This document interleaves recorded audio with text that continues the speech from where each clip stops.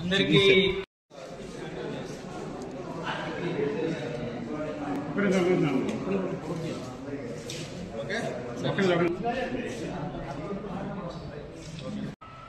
ఏదైతే మనందరికి కూడా తెలుసు, ఈ కూటమి ప్రభుత్వం అధికారంలోకి వచ్చిన తర్వాత ఏ రకంగా ప్రజా వ్యతిరేక విధానాల ద్వారా వాళ్ళు కేవలం ఎక్కడా కూడా ప్రజలకు మంచి చేయాలి అనేటువంటి ఆలోచన పక్కన పెట్టి జగన్మోహన్ రెడ్డి గారికి ఎక్కడా కూడా మంచి పేరు రాకూడదు అనేటువంటి విధంగానే పనిచేస్తున్నటువంటి పరిస్థితి మనం చూస్తున్నాం. ఎందుకు ఈ మాట చెప్తున్నాను అంటే, గతంలో కూడా మనం మాట్లాడుకున్నాం. మన స్వతంత్రం రాకముందు నుంచి కూడా, అంటే సుమారుగా మనం 1923 నుంచి చూసుకుంటే 1923 నుంచి 2019 వరకు సుమారుగా 97-98 సంవత్సరాలు. ఇంత కాలంలోని ఇంతమంది నాయకులు, ముఖ్యమంత్రులు మారినా, ఇంతమంది ప్రధానమంత్రులు మారినా, మన ఆంధ్ర రాష్ట్రం మొత్తానికి ఉన్నటువంటి ప్రభుత్వ మెడికల్ కాలేజీలు ఎన్ని అంటే కేవలం 12. కానీ జగన్మోహన్ రెడ్డి గారు ముఖ్యమంత్రి అయిన తర్వాత 5 సంవత్సరాల్లోనే ఈ 12 కాకుండా మరొక 17 కొత్త మెడికల్ కాలేజీలని మన రాష్ట్రానికి తీసుకురావడం జరిగింది. మరి అందులో సుమారుగా 6 మెడికల్ కాలేజీలు అయితే పూర్తయి ఇప్పటికే అడ్మిషన్స్ కూడా ప్రారంభమైనటువంటి పరిస్థితులు కూడా ఉన్నాయి. మిగతా కూడా వివిధ దశల్లో పనులు పూర్తవుతున్నటువంటి పరిస్థితి కూడా మనం చూస్తున్నాం.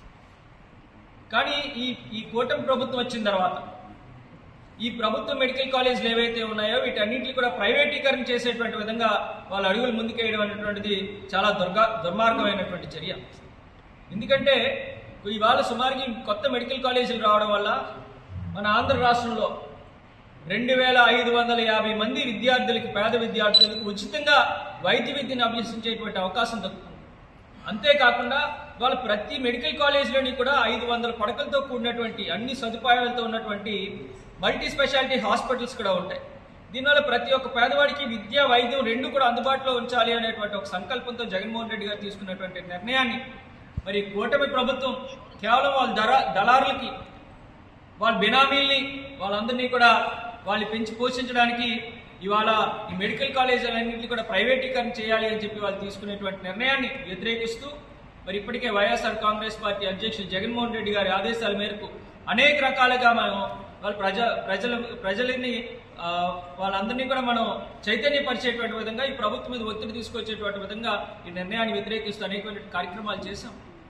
అందులో భాగంగా మరి ఏదైతే ముఖ్యంగా ప్రజల తాలూకు అందరి అభిప్రాయాన్ని సేకరించాలి అని చెప్పి మరి 1 కోటి సంతకాల సేకరణ కూడా తీసుకోవడం జరిగింది. మొత్తం మీద 1 కోటికి పైచీలకు సంతకాలు సేకరించి ఇవన్నీ కూడా గవర్నర్ గారికి అందించి తద్వారా ప్రభుత్వం ఒత్తిడి తీసుకొచ్చేటువంటి కార్యక్రమం కూడా జరుగుతుంది. దాంట్లో భాగంగా వాళ్ళ పెందుర్తి నియోజకవర్గానికి సంబంధించి కూడా మరి పెద్ద ఎత్తున ప్రజలందరూ కూడా చైతన్యవంతులై వాళ్ళందరూ కూడా ఇవాళ ఈ సంతకాల సేకరణ కార్యక్రమాన్ని కూడా విజయవంతం చేసినటువంటి సందర్భం మీ అందరికీ కూడా తెలియజేస్తున్నాం.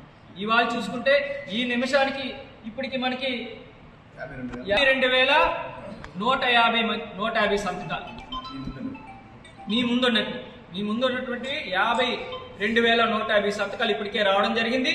మరి రేపు ఉదయానికి ఏదైతే జిల్లా పార్టీ ఆఫీస్కి పంపించే లోపు మిగతా కూడా పూర్తి సుమారుగా 55,000 నుంచి 60,000 సంతకాలు కూడా పూర్తి చేసి రేపు మరి అందించడం కూడా జరుగుతుంది. ఇంత పెద్ద ఎత్తున ప్రజలందరూ కూడా ప్రతి ఒక్క పేదవాడికి విద్య, వైద్యం అందాలి అని చెప్పి ప్రజలందరూ కూడా కోరుకుంటూ ఈ ప్రభుత్వం తీసుకునేటువంటి నిర్ణయానికి వ్యతిరేకంగా ఇంతమంది సంతకాలు పెట్టి ఇంతమంది ఆందోళన చేస్తున్నా సరే ఈ ప్రభుత్వానికి ఎక్కడా కూడా దున్నపోతు మీద వాన కురిసినట్టుగా ఈ ప్రభుత్వం వ్యవహరిస్తుంది. ఖచ్చితంగా ఈ నిర్ణయాన్ని వెనక్కి తీసుకొని మళ్ళీ ప్రభుత్వ మెడికల్ కాలేజీలు ప్రభుత్వం నడిపేటువంటి విధంగా చేయాలి. లేకపోతే జగన్మోహన్ రెడ్డి గారి ఆదేశాల మేరకు మరింతగా ఈ ఉద్యమాన్ని మేము ఉధృతం చేస్తామని చెప్పి కూడా తెలియజేసుకుంటాం.